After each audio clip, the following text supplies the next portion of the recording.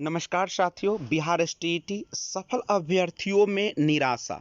देखिए, बिहार के विभिन्न जो न्यूज़पेपर है उसमें जो है अलग अलग समाचार पत्र एसटीईटी और टीटी के मामले में उन्होंने उठाया है। चूंकि बहाली हो नहीं रही है तो उस पर इन्होंने एक पर्दाफाश किया है।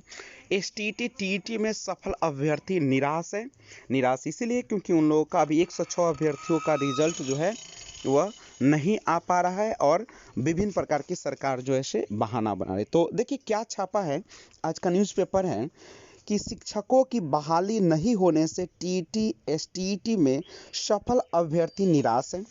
शिक्षक बहाली मोर्चा के प्रदेश महासचिव जो है नीतीश पांडे ने कहा कि बिहार में बहाली और विभागों की लापरवाही के कारण यहाँ के अभ्यर्थी की बदहाली तो जग जाहिर है। सही बात उन्होंने कहा है कि विभागों की जो लापरवाही है और जिसके कारण अभ्यर्थी जो है से बेरोजगार पड़े हुए, उनमें थोड़ा सा चिंताएं बढ़ रही है, निराशाएं बढ़ रही है। अगर सही समय पर बहाली हो जाता तो उनके ये सारे एक निश्चिंत हो जाते और इंटरव्यू और काउंसलिंग के अतिरिक्त कोर्ट कचहरी तक यहाँ की निराशा का कारण बना। शिक्षक बहाली मोर्चा के प्रदेश महासचिव नीतीश पांडे ने कहा कि बिहार में बहाली और विभागों की लापरवाही के कारण यहाँ के अभ्यर्थी की बदहाली तो जाहिर है और इंटरव्यू और काउंसलिंग के अतिरिक्त कोर्ट कचहरी यहाँ तक कि आंदोलन और लाठीचार्ज से होकर भी गुजरना पड़ता है। हाँ, सही बात है कि यहाँ की बहाली जो होती है, यानी शिक्षक बनने के लिए जो कि राष्ट्र निर्माण में एक सहायक है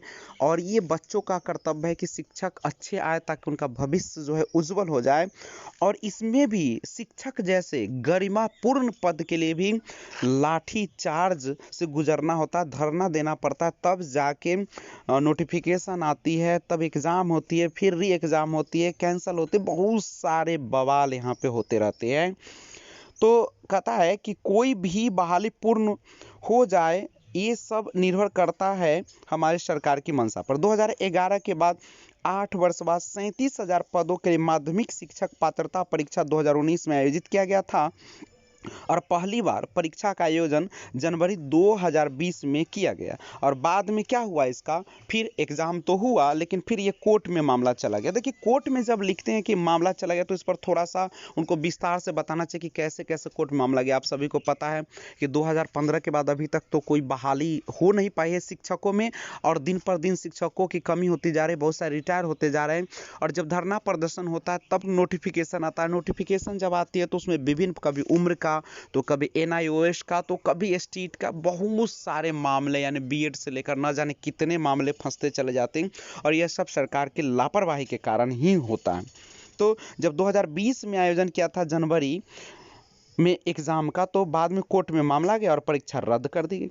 फिर कोरोना काल में सितंबर 2020 में ऑनलाइन परीक्षा ली गई और ये मामला भी कोर्ट में गया। बाद में पटना हाई कोर्ट के आदेश पर ही रिजल्ट घोषित किया गया और टीईटी एसटीईटी उत्तीर्ण शिक्षक बहाली मोर्चा एवं एसटीईटी वर्किंग कमेटी का कहना है कि इससे सफल अभ्यर्थी निराश, हताश और परेशान है। सरकार बहाली के प्रति कोई ठोस कार्रवाई नहीं कर रही है और जो रिक्तियाँ पुरानी है उसे भी ना भरना रोजगार के प्रति सरकार की मंशा पर सवाल खड़ा करता है। तो ये हमारे आज के न्यूज़पेपर में ये विस्तार से विवरण दिया गया कि कैसे कैसे यहाँ पे जो है बहाली के नाम पर सरकार जो है से ठगी करती है और इसी में मौका मिल जाता है बहुत सारे लोगों को। जो कि आप सभी को पता है कि सरकार की तो पहले ही मंशा थी कि जो एग्ज़ाम हुआ उसको थोड़ा सा कैंसिल किया जाए। क्यों? क्योंकि कैंसिल हो जाएगा तो उसको साल 2 साल का समय मिल जाता है, एग्ज़ाम होते होते फिर 1 साल लग जाते हैं। और वही हुआ, उनको तो मंशा ही था कैंसिल करने का, कैंसिल किया, फिर री एग्ज़ाम लिया और फिर सरकार की मंशा जो है से कुछ और बन रही है। वो चाहते हैं कि अभी से 106 अभ्यर्थियों का रिजल्ट रोका जाए और उसके बाद कुछ दिन ये बहाली रुकी रहेगी और उसके बाद फिर आवेदन का प्रक्रिया वो शुरू करेंगे, तब तक 2-3 साल गुजार देंगे जैसा लगता है। लेकिन आप लोगों को कैसा लगता है, थोड़ा सा विचार कमेंट में ज़रूर दीजिएगा। मैं आप लोगों को न्यूज़ से अपडेट कराता हूं, प्रतिदिन समाचार पत्र का न्यूज़ है, कोई ये इधर उधर का न्यूज़ नहीं रहता है।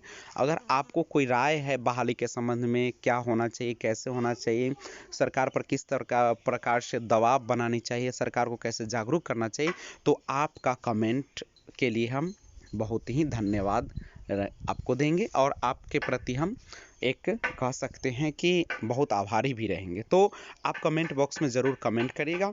चूँकि बिहार की बहाली तो वैसे है जैसे आप कह सकते हैं कि एक बेहतरीन कह सकते हैं कि ज़िंदगी जीने के बराबर नहीं कह सकते हैं। ये नरक जैसा बहाली होती है यहाँ पे, 10 साल लग जाते हैं कितने का, तो उम्र जो है से ख़त्म हो जाती है, ना जाने क्या-क्या बहुत सारे दुःख हैं यहाँ पे। अगर निर्भर हो के बिहार के जॉब के लिए अगर कोई आश्रित रहता है तो ये बहुत मुश्किल हो जाएगा।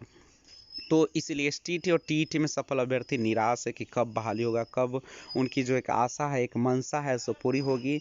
और कोर्ट कचहरी के चक्कर में, देखिए कोर्ट कचहरी का चक्कर तो लोग कमाने के चक्कर आज लगा दिए हैं, और इससे क्या होती है, सरकार को तो फ़ायदा ही होती है, और जो कोर्ट कचहरी का चक्कर का दरवाज़ा दिखाते हैं उनको भी फ़ायदा हो जाते हैं, कुछ पैसा वो भी कमा लेते हैं। और इसमें फंसते हैं तो कौन फंसते हैं, तो इसमें फंस जाते हैं अभ्यर्थी, एक मासूम जो कि अपने जीवन को बनाने के चक्कर में एक भंवर जाल में फंस जाते हैं, कोर्ट कचहरी के चक्कर में पड़ जाते हैं, और न जाने कितने पैसा दे देते हैं, और अंत में क्या होता है, वही होता है रद्द होती। तो रद्द होने से क्या होता है, सरकार की कुछ नहीं जाता है। सरकार का तो एग्ज़ाम करा लेता है, और उसका तो मंशा ये है कि एक एग्ज़ाम कराने में जितना पैसा खर्चा होता है उससे ज़्यादा तो उसकी वेतन की बचत हो जाती है प्रति महीने, और उसकी मंशा नहीं है बहाल करने की, एक साफ तौर पे अगर हम कह दें। तो अब 106 अभ्यर्थियों का रिजल्ट आने दीजिए, इंतज़ार कीजिए, और अगर उसके बाद सरकार कोई कदम नहीं उठाती है तो हम लोगों को जोर शोर से इस पर एक दबाव बनाना पड़ेगा, ताकि यह बहाली पूर्ण हो सके।